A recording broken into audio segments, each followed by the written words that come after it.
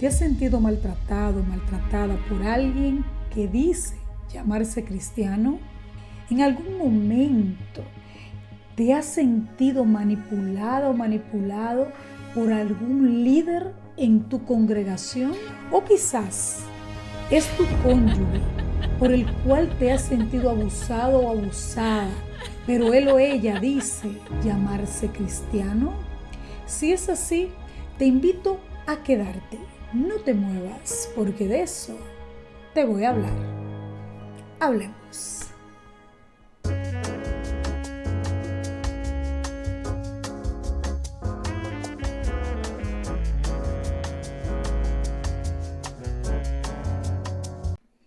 Bien, en este momento abordo el tercer episodio de mi serie El narcisismo dentro de la iglesia, una serie que estoy grabando con mucha responsabilidad y con el gran objetivo de decirle al mundo que sí, que hay narcisistas dentro de la iglesia, pero que no debes vincular a Dios, no debes vincular a la iglesia misma, no debes vincular a las personas que están en la congregación, que realmente aman, sirven y tienen temor de Dios con estos comportamientos narcisistas, porque a Dios no les agradan estas conductas.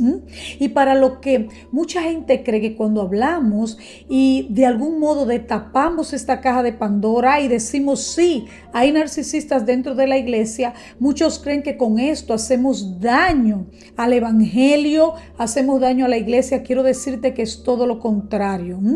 Mientras sigamos callando una verdad que a voces grita que está ahí, que a voces grita que está presente en la iglesia, vamos a hacer más daño al evangelio de Jesucristo y a la iglesia.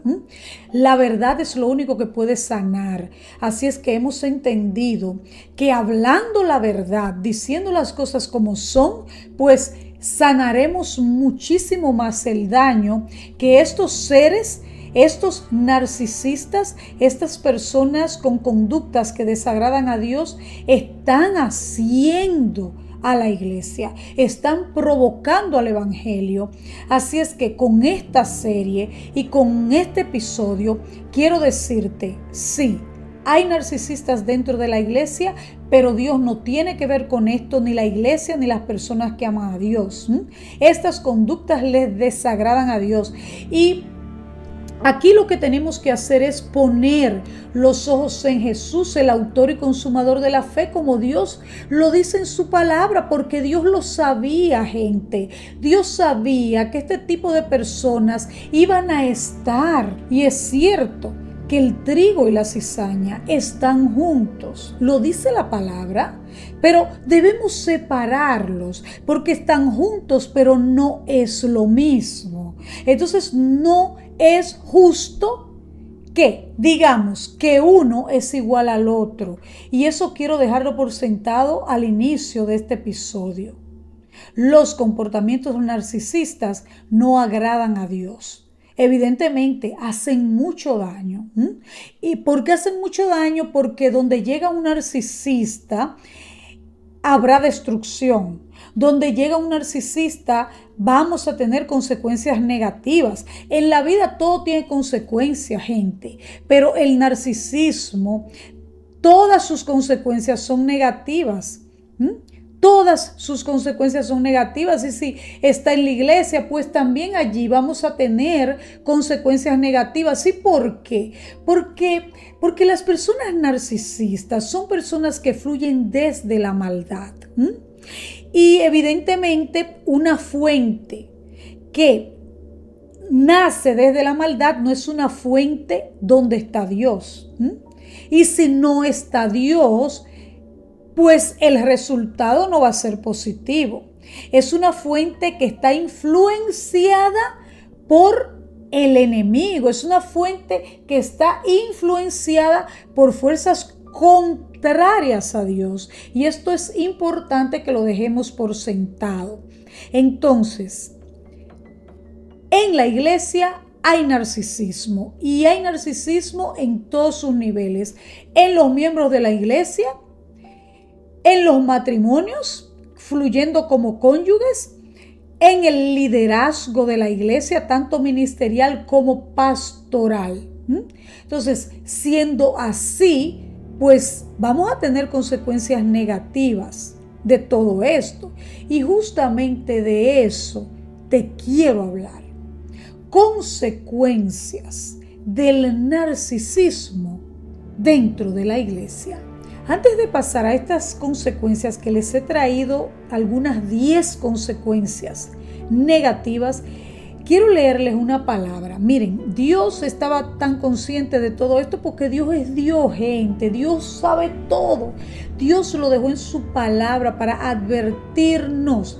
Y en el libro de 2 de Timoteo 3, miren lo que dice la palabra de Dios, que de seguro tú la has leído, pero no has caído en esto. Dice: también debes saber esto, que en los postreros días vendrán tiempos peligrosos, porque habrá hombres amadores de sí mismos, avaros, vanagloriosos, soberbios, blasfemos, desobedientes a sus padres, ingratos, impíos, sin afecto natural, implacables, calumniadores, intemperantes, crueles, aborrecedores de lo bueno, traidores, irrespetuosos, infatuados, amadores de los deleites más que de Dios, que tendrán apariencia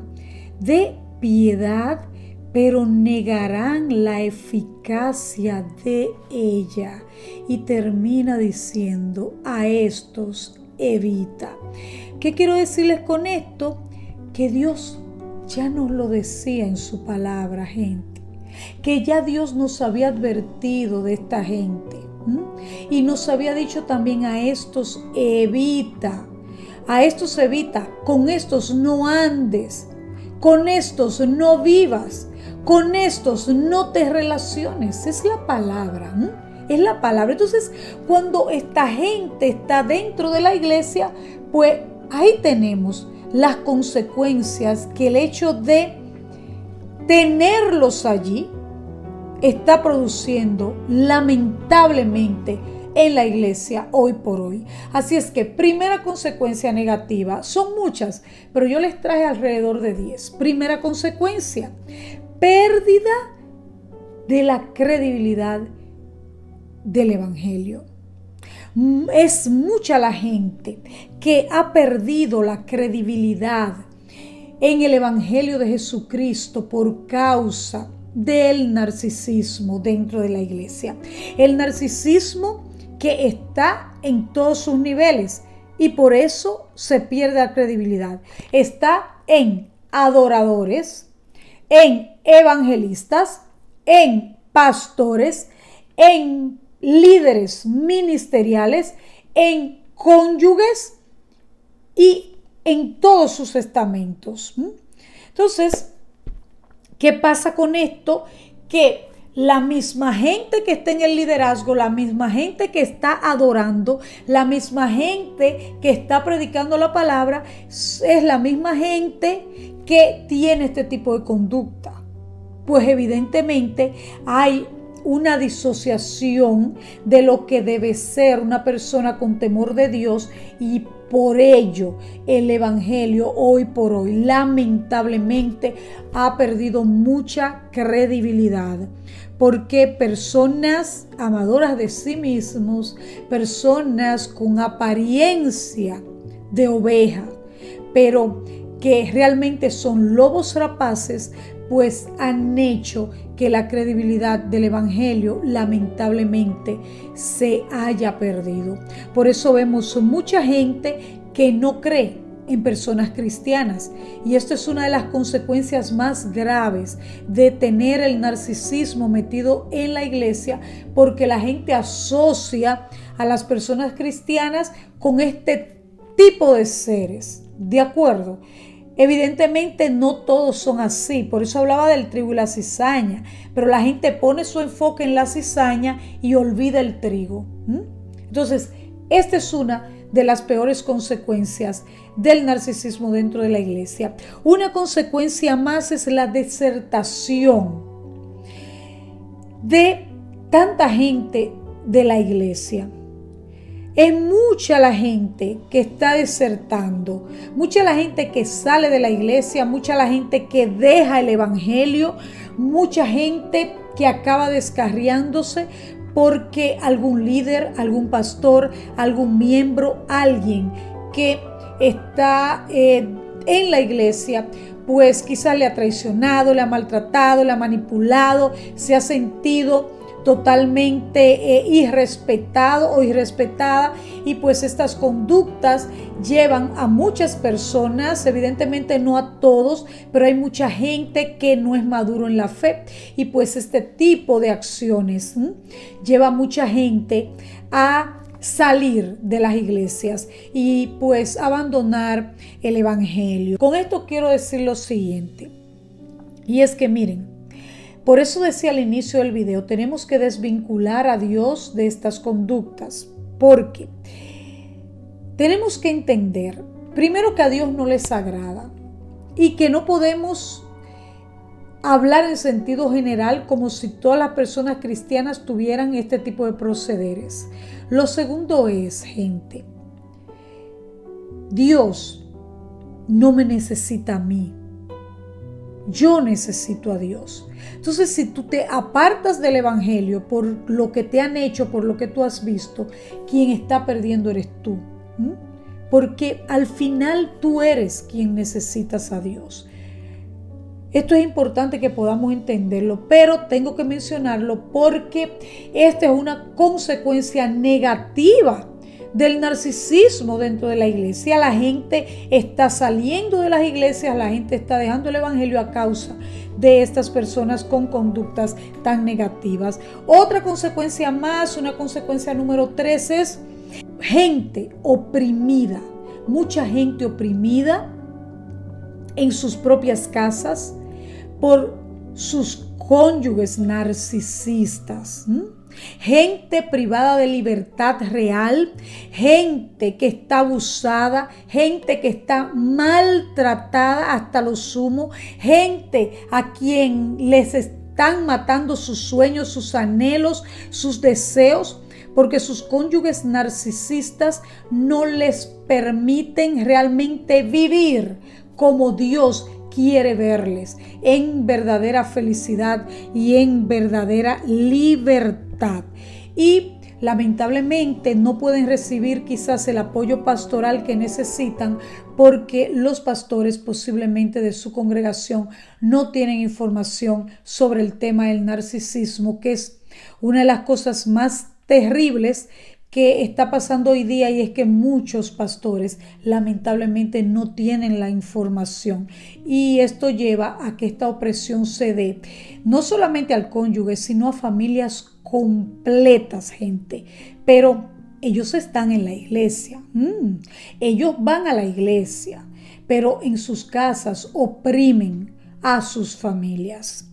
Una consecuencia número 4 es muy parecida a esta, y es jóvenes cristianos oprimidos, maltratados, traumados por sus padres narcisistas.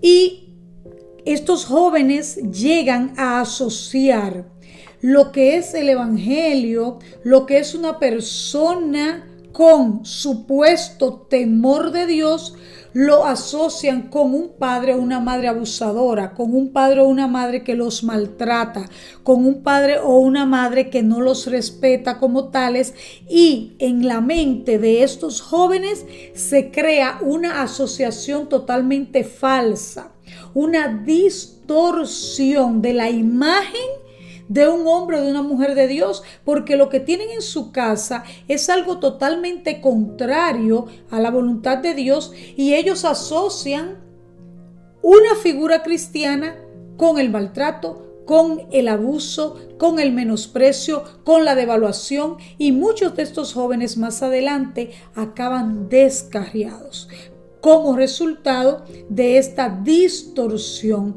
en sus mentes de lo que es una figura cristianas, pues evidentemente de manera inconsciente comienzan a rechazar el evangelio, comienzan a rechazar el hecho de ir a una iglesia.